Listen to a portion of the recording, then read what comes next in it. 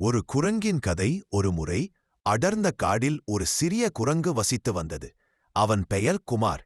அவன் ரொம்ப சோம்பேறியாக இருந்தான். எந்த வேலைக்கும் கையும் அசையாது. நாள் முழுக்க மரக்கிளையில் படுத்து ஓய்வாகவே இருப்பான். அவனுடைய மனைவி ருக்கு குழந்தையுடன் மிகவும் கவலையாயிருந்தாள். இப்படி என்ன செய்வது, உணவெல்லாம் குறைந்து வருகிறது என்று தினமும் சொல்லிக் கொண்டே இருப்பாள். ஒரு நாள் குமார் நகரத்துக்கு சென்று எளிதாக உணவு சம்பாதிக்கலாம் என்று நினைத்தான். அங்கே ஒரு மேஜிக் மேன் மக்களை ஆச்சரியப்பட வைத்து பணம் பெறுவது அவனை கவர்ந்தது.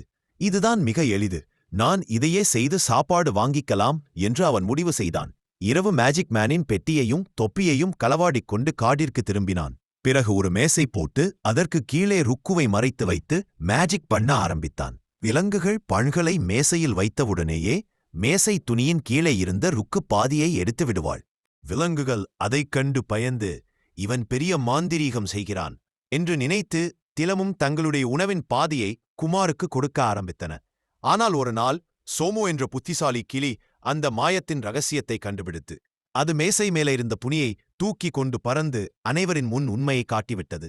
அனைத்து விலங்குகளும் கோபமாக குமாரை பிடித்தனர். யானை அவனை தூக்கி, மேஜிக் காட்டி சாப்பிடத்துக்கு பதில் உன் குடும்பத்துக்கு நீங்களே உழைச்சு உணவு தேடணும் என்று கண்டித்தது. அனுபவத்தால் பாடம் கட்ட குமார் அந்த நாள் முதல் ருக்குவுடன் சேர்ந்து உணவு தேடி உழைக்கத் தொடங்கினான். அவனுடைய சோம்பேறித்தனம் மாறி நல்ல குரங்காக வாழ்ந்தான்.